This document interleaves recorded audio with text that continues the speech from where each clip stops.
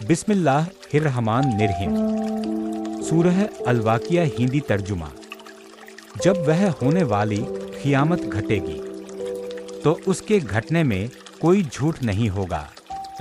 वह बहुतों को नीचा कर देगी और बहुतों को ऊंचा कर देगी। जब ज़मीन ज़ोर से हिला दी जाएगी और पहाड़ रेज़ा रेज़ा कर दिए जाएंगे, फिर वे उड़ती हुई गर्द बन जाएंगे और तुम 3 गिरोहों में बंट जाओगे। तो दाई वालों का क्या कहना और बाई वालों का क्या कहना। और आगे बढ़ने वाले सबसे करीबी वही तो आगे बढ़ने वाले होंगे। यही लोग अल्लाह के सबसे करीब होंगे। नेमतों वाली जन्नतों में उनमें पहले लोगों की एक बड़ी जमात होगी और बाद वालों में से थोड़े होंगे। वे सजे हुए तख्तों पर होंगे, उन पर तकिए लगाकर आमने सामने बैठे होंगे। उनकी खिदमत के लिए हमेशा जवान रहने वाले लड़के होंगे, प्यालों, सुराहियों और साफ शराब से भरे जामों के साथ। न उससे उनका सिर दुखेगा और न ही उनकी अक्ल जाएगी। और हर तरह के फल जो वे चाहेंगे और परिंदों का गोश्त जो उन्हें पसंद होगा। और बड़ी बड़ी आंखों वाली हूरें होंगी जैसे छुपाकर रखे हुए मोती। यह सब उनके आमाल का बदला होगा। वहां न वे बेकार बात सुनेंगे और न गुनाह की, सिवाय सलाम ही सलाम के। और दाई वालों का क्या कहना। वे बिना कांटों की बेरियों में होंगे, तहबतह केले के दरख्तों में, फैली हुई छाया में और बहते हुए पानी के पास, और बहुत से फलों में जो न खत्म होंगे और न रोके जाएंगे। और ऊंचे बिस्तरों पर हमने उन्हें खास तौर पर पैदा किया, तो उन्हें कुंवारी बनाया, प्यार करने वाली और हमउम्र। यह सब दाई वालों के लिए है। और बाई वालों का क्या हाल होगा।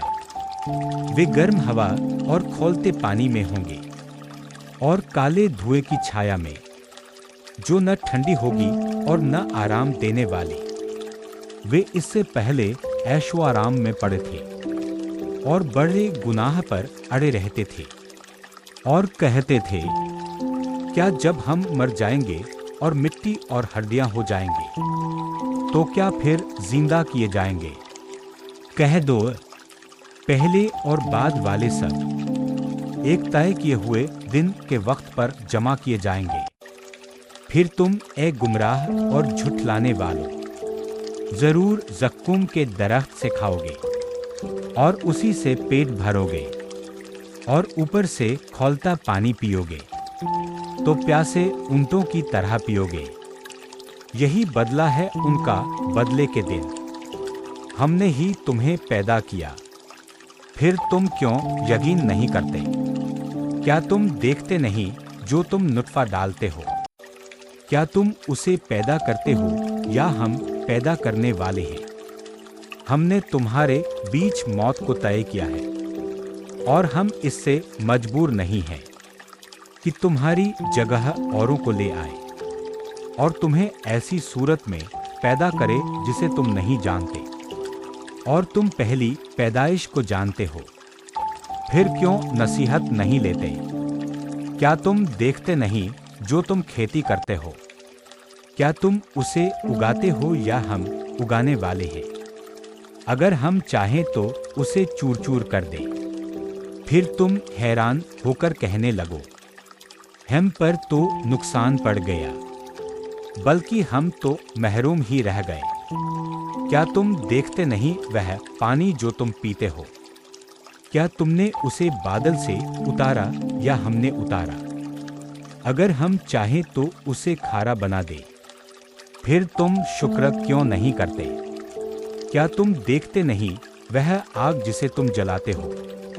क्या उसके दरख्त तुमने पैदा किए या हमने उसे याद दिलाने वाली और मुसाफिरों के लिए फायदे की चीज बनाया।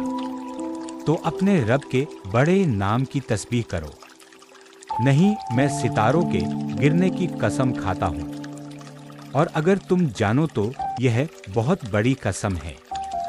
बेशक यह एक बहुत इज्जत वाला कुरान है, एक महफूज किताब में। उसे वही छू सकते हैं जो पाक हों। यह सारे जहानों के रब की तरफ से उतारा गया है।